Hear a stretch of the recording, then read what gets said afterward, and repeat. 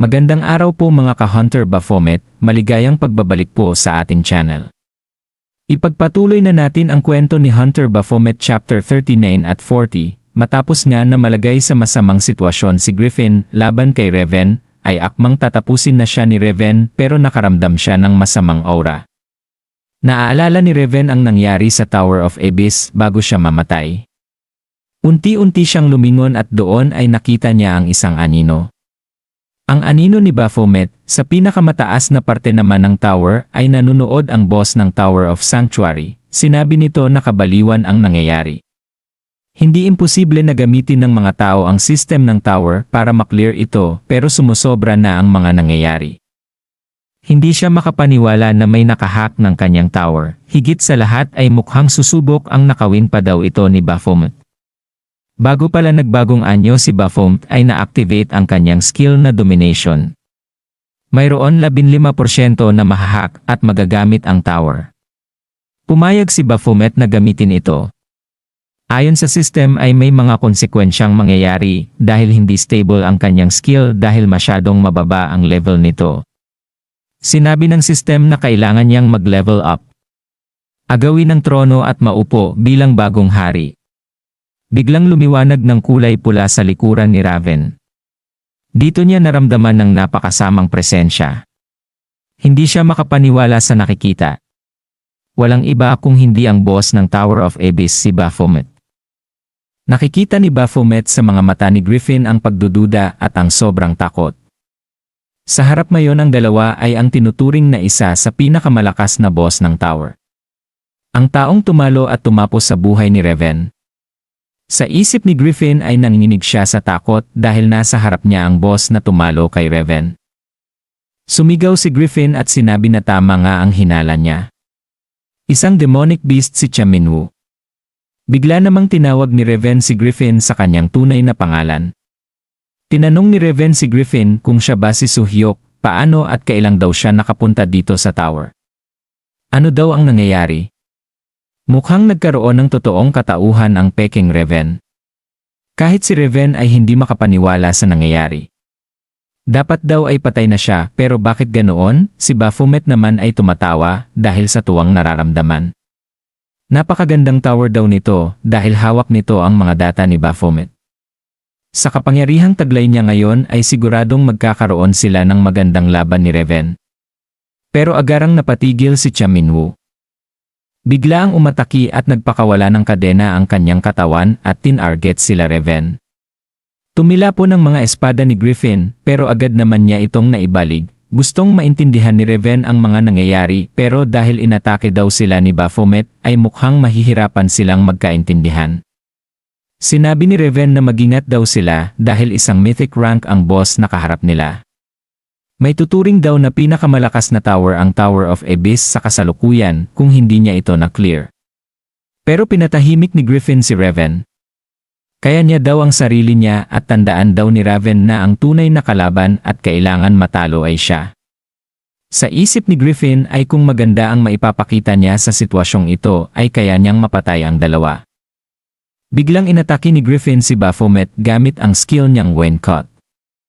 Na-block ito ni Baphomet pero agad na tumalon si Griffin at sinubok ang atakihin naman si Baphomet sa itaas. Pero dinakma lang ni Baphomet ang espada ni Griffin at tinapon niya ito na parang basura. Bumalik si Griffin at pinaulanan ng slashes si Baphomet.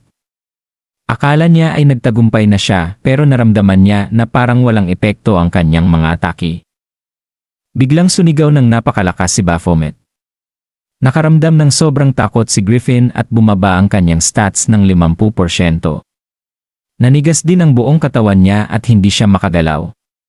Akmang dadakmain na ni Baphomet si Griffin pero biglang pinigilan ito ni Raven, tumalsik ang dalawa dahil sa impact. Sinabi ni Raven kay Griffin na wala pa ring nagbago mula nang huli silang magkita. Mahina pa rin siya, pinaalala ni Raven kay Griffin ang kanyang goal. At ito ay walang iba kundi patayin ang sariling kapatid na si Raven. Nagulat si Griffin sa sinabi ng kapatid. Bigla nang inattack ni Raven si Baphomet. Pero sa katunayan ay hindi makapaniwala si Chaminwu sa nangyayari. Ito daw ang kanyang katawan pero bakit hindi niya makontrol? May ibang kumokontrol sa katawan niya. Sinabi ng system na ito ang isa sa mga konsekwensya dahil hindi stable ang kanyang skill.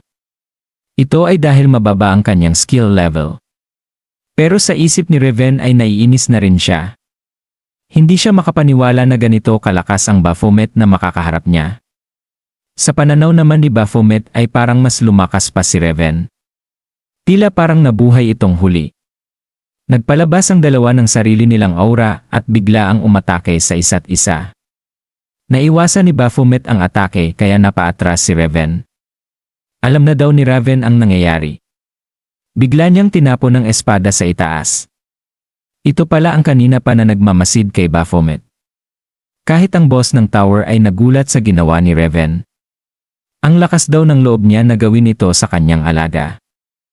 Ayon kay Raven ay pakiramdam niya ay buhay pa rin siya, kahit alam niyang patay na siya ay dahil ginagamit ng tower ang kanyang data. Galit na galit si Raven sa boss ng tower dahil ginawa siya nitong isang demonic beast para sa kanyang quest. Isa lang ang paraan para matigil ang kahibangan na ito. Kailangan niyang mamatay. Biglang sinaksak ni Baphomet si Raven. Lumabas ang mensahe mula sa sistem na tagumpay sila sa kanilang quest. Galit na naiinis ang makikita sa muka ni Baphomet. Ito din ang nararamdaman ni Griffin. Ano daw ang nangyayari? Paano daw naging tao ang isang demonic beast? Ito ang mga tanong ni Raven kay Baphomet. Pero hindi daw ito imposible sa magulong mundo na ginagalawa nila. Siguro ay nagtagumpay si Baphomet sa isang quest. Napansin din ni Raven na mukhang hindi sumama kay Baphomet ang kanyang mga kapangyarihan nang maging tao siya. At mukhang hindi rin sa kanya ang katawan na ginagamit. Hindi daw alam ni Baphomet paano gamitin ang katawang tao niya. Bago pa maglaho si Raven ay may sinabi siya kay Cha Minwoo na ikinagulat niya. Hindi nakapagsalita si Cha Minwoo dahil dito. Matapos ang lahat ng kaguluhan na yun ay nagtipon-tipon na ang lahat sa safe base. Ibinahagi ng isa't isa ang kanilang karanasan. Si Hunter Chu ay nakaharap ang dalawang bata na nagbago ang anyo. Sinabi naman ni Reaper na kahit nabigyan na niya ng paunang lunas si Hunter Nelia, ay hindi pa rin maganda ang kanyang kalagayan. Napagdesisyonan ni Hunter Chu na bumaba na lang muna ng tower kasama si Hunter Nelia para mapagamot ito. Ayaw pa sana ni Hunter Nelia dahil hindi niya gustong maabala ang pag-clear sa tower dahil sa kanya. Ayon kay Hunter Chu ay maaari naman nilang maklear ito sa susunod, ang mahalaga ay ang kalusugan ni Hunter Nelia. Bigla namang nagsalita si Cha Minwoo at sinabi na hindi siya sasama sa pagbaba. Ano naman daw ang gagawin niya, hindi niya daw kayang i-clear ang tower ng mag-isa, pag-alalang sinabi ni Reaper sa kanya, pero tinignan lang siya ni Minwoo at hindi sumagot. Napansin ni Reaper na simula nang bumalik sila ay mukhang masama ang loob ni Minwoo. Sinabi din ni Griffin na may iwan siya at hindi sasama sa pagbaba, narating na nila ang palapag na ito kaya masasayang lang kapag ititigil nila ito. At may gusto din siyang malaman. Nagkatinginan lang si Minwoo at Griffin. Tinanong ni Hunter Chu kung sino pa daw ang gustong maiwan sa tower. Napagdesisyunan ni Hunter Zest na bumaba na rin dahil kung hindi daw dahil sa kanya ay hindi nalagay sa panganib si Hunter Nelia. Tinanong ni Hunter Chu o si Raven kung ano ang kanyang plano, nag-isip siya ng ilang sandali at napagdesisyuna na sasama siya sa kanila ni Minwoo sa pag-akyat. Bigla naman may nagsalita at sinabi na sasama rin siya sa pag-akyat. Ito ay walang iba kung hindi si Peacemaker, ang nagpanggap bilang si Hunter Goblin. Binati siya ni Reaper pero hindi niya ito pinansin at agad na lumapit kay Minwoo. Kinagagalak niya daw na makatrabaho si Minwoo. Matapos ang pag-uusap ay napagdesisyunan na nila kung sino ang maiwan at kung sino ang bababa ng tower. Sinabi ni Hunter Chu na kapag bumuti na ang kondisyon ni Nelia ay akyat siya muli. Sa isip ni Hunter Zest ay humihingi ito ng paumanhin kay Team Manager Ha Jae-wook dahil mukhang hindi niya matatapos ang kanyang misyon na bantayan si Minwoo. Bumaba na nga si Hunter Chu, Nelia, at Zest habang pumasok na si Hunter Baphomet, Griffin, Reaper, at Goblin sa isang gate para sa susunod na palapag. Hindi sigurado si Reaper kung magiging maayos lang ba sila kahit wala si Hunter Chu. Ang tansyang rank ng tower na ito ay isang epic pero dahil siya daw ang nagdala kay Hunter Baphomet sa tower na ito ay nararapat lang na maiwan siya at sumama kay Baphomet. Kailangan niya lang tiisin ito hanggang makaakyat muli si Hunter Chu. Makalipas ang ilang sandali ay pinagsisihan ni Reaper ang kanyang naging desisyon. Napakalakas na mga monster ang kanilang nakaharap sa sumunod na palapag. Sunod-sunod ang kanilang sagupaan sa mga malalakas na monster. Sa isip ni Reaper ay napapagod na siya. Patuloy pa rin ang pag-clear ng mga kasama niya sa bawat palapag na mapapasukan. Hanggang sa hindi na siya makatiis at sumigaw, nakiusap siya kung pwede daw ba silang magpahinga muna. Sumang-ayon naman ang lahat na magpahinga muna. Ginamit ni Reaper ang isang magic item niya na Golden Incense Burner. Unti-unting pinaparecover nito ang mga hunter na nasa paligid.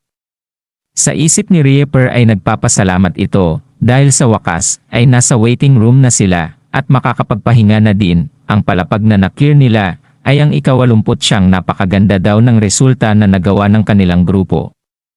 Bigla namang napatayo si Griffin. Tinanong siya ni Reaper kung saan siya pupunta. Ayon kay Griffin ay sayang lang ang oras kung wala siyang gagawin kaya magwa-warm up na lang siya. At isa pa, nakakasuklam daw ang makasama sa isang lugar si Baphomet. Nabuo na naman ang tensyon sa pagitan ng dalawa. Hindi na naman mapakali si Reaper sa pag-awat sa dalawa. Binago naman ni Reaper ang usapan at kinausap si Hunter Goblin, hindi daw sila nakapagpakilala ng maayos kaya ito daw ang tamang panahon. Pinakilala ni Reaper si Baphomet at Griffin kay Hunter Goblin at nagpakilala din si Hunter Goblin sa kanila. Sinabi niya na nakatanggap sila ng request galing sa Sumuon Guild kaya siya nandito. Tinanong siya ni Minwoo kung nasaan naman ang iba niyang kasamahan. Ayon kay Hunter Goblin ay namatay daw ito dahil sa mga patibong na ginawa ng mga demonic beasts. Isang sorpresang atake daw ang nangyari at siya lang ang tanging nakaligtas, hindi naman makapaniwala si Minwoo. Bakit daw magpapadala ang guild ng mga tagabantay na mas mahina pa kaysa sa advanced party? Pinagalitan naman ni Reaper si Minwoo dahil namatayan na nga daw si Hunter Goblin, nagsasalita pa siya ng hindi maganda. Sinabi ni Reaper kay Hunter Goblin na huwag daw intindihin si Minwoo. Masyado lang talagang matalim ang dila niya. Pero parang matamlay lang na sinagot ni Hunter Goblin si Reaper. Napaisip tuloy si Reaper sa inaasta ni Hunter Goblin, kanina pa daw niya ito napapansin. Habang nakikipaglaban sila sa mga monster sa iba't ibang palapag, ay parang masama ang pakikitungo sa kanya ni Hunter Goblin. Parang tinuturing siyang sagabal ni Hunter Goblin. Pero pagdating kay Minwoo ay sobrang dikit na dikit siya, baka daw ay may gusto siya kay Hunter Baphomet at itinuturing siyang karibal nito. Isang kalokohan daw ito. Wala daw siyang gusto kay Hunter Baphomet. Nakarating na nga sila sa ika-90 na palapag. May dalawang malaking pinto at hindi nila alam kung saan ang totoo sa dalawang ito, mukhang kailangan nilang tingnan ang dalawa. Sinabi ni Minwoo na dahil magkasing lakas sila ni Griffin, ay mas mainang na hindi sila magsama sa isang grupo. Si Reaper naman ay tila nag-aapoy dahil sa kanyang nararamdaman. Napansin din ito ni Minwoo. Sa isip ni Reaper ay sana siya ang piliin ni Minwoo. Alam niyang hindi interesado sa kanya si Minwoo pero sana daw siya ang piliin ito. Pero biglang sinabi ni Minwoo na siya at si Hunter Goblin ang magkasama sa isang grupo. Kinainis naman ito ni Hunter Reaper. Bakit naman daw hindi siya? Ayon kay Minwoo ay muntik na siyang matamaan ang sinulid ni Reaper kanina. Masyado daw siyang tamad para iwasan ang mga ito kaya mas mabuti kung si Griffin ang kasama niya dahil mabilis ito. Ngumiti lang si Goblin kay Reaper habang pumapasok na sila ni Minwoo sa isang pinto. Naiinis na talaga si Reaper sa kanya. Pero hindi mawala ang pakiramdam at pagdududa ni Reaper sa babaeng ito. Ayaw daw sana niyang pagdudahan ng kagrupo. Ginamit ni Reaper ang kanyang skill na identity. Pero nagulat siya nang makita ang tunay na pagkatao ni Hunter Goblin. Habang naglalakad sa loob ng malaking kwarto ay tinanong ni Goblin si Minwoo kung girlfriend daw ba niya si Reaper. Agad naman na itinangi ito ni Minwoo. Tinanong niya ulit si Minwoo kung may girlfriend na daw ba ito. Mukhang popular naman daw siya kaya siguradong maraming may gusto sa kanya. Pero iniba ni Minwoo ang usapan at tinanong si Goblin kung bakit ito nagtatanong tungkol sa ibang tao. Nalito si Goblin sa sinasabi ni Minwoo. Ayon kay Minwoo ay dalawa na lang sila sa kwartong ito. Hindi maintindihan ni Goblin ang sinasabi ni Minwoo kaya biglang inatake niya si Goblin. Nakaiwas naman ito pero nasugatan ang kanyang kanang muka. Sinabi ni Goblin na mukhang hindi baguhan si Hunter Baphomet. Para kay Minwoo, si Hunter Goblin ang lumapit sa kanya na may motibo. Maganda daw ito dahil sawa na siya na makipaglaban sa mga monster na walang utak. Kaya ang ulo naman daw ni Hunter Goblin ang kanyang bubuksan. At dito na natatapos ang Hunter Baphomet Chapter 39 at 40. At kung nagustuhan mo ang ating video ay huwag kalimutang mag-iwan ng comment, like, share at subscribe sa aking channel. Malaking tulong na po sa akin yan mga idol.